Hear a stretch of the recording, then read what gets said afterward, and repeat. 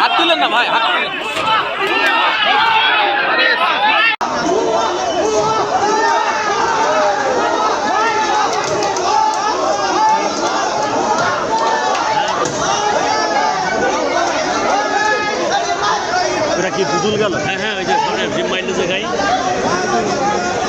আমাদের যেটা চাওয়া ছিল আদালতের কাছে, সে চাওয়াটা পূরণ হয়েছে এবং আমাদের প্রত্যাশাটা পূরণ হয়েছে। কারণ এই ধরনের মানুষ যারা দীর্ঘ 17টা বছর মানুষকে নির্যাতন করেছে, নিপীড়ন করেছে, অত্যাচার করেছে, তাদের আইনের আওতায় নিয়ে এসে অবশ্যই শাস্তির ব্যবস্থা করতে হবে।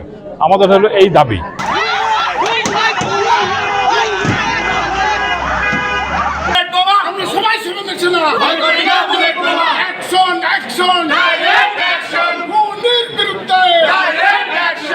আমাদের মূলত আজকে উদ্দেশ্য ছিল এই যে ফ্যাসিস্ট হাসিনার দোসর আমাদের জনপ্রশাসন মন্ত্রণালয়ের মন্ত্রী ছিল খুনি দোদুলের বিপক্ষে তার ফাঁসির আশায় আমরা এখানে এসেছিলাম, কিন্তু তার যেই শুনানিটা হলো আমরা একদমই সন্তুষ্ট না। তাকে মাত্র 3 দিনের রিমান্ড মঞ্জুর করা হয়েছে।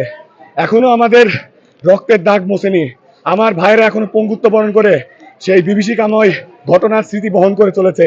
তারা এখনো ভুলতে পারে না। আর এই দোসরদের আজকে পুলিশ প্রোটেকশন দিয়ে তাদেরকে পুলিশ হেফাজতে রেখে ভিআইপি ভাবে যাতায়াত নিয়ে যাওয়া হচ্ছে। এর কঠোর প্রতিবাদ জানাচ্ছি।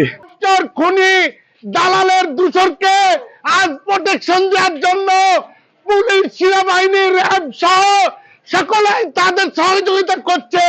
কিন্তু আমরা ওই সময়তে দেশনেত্রী বেগম খালেদা জিয়া অসুস্থ হয়ে হুইল চেয়ারে যখন কাঠগড়ায় বসেছিল, তখন ইনাদের কোনো সহযোগিতা আমরা পাইনি।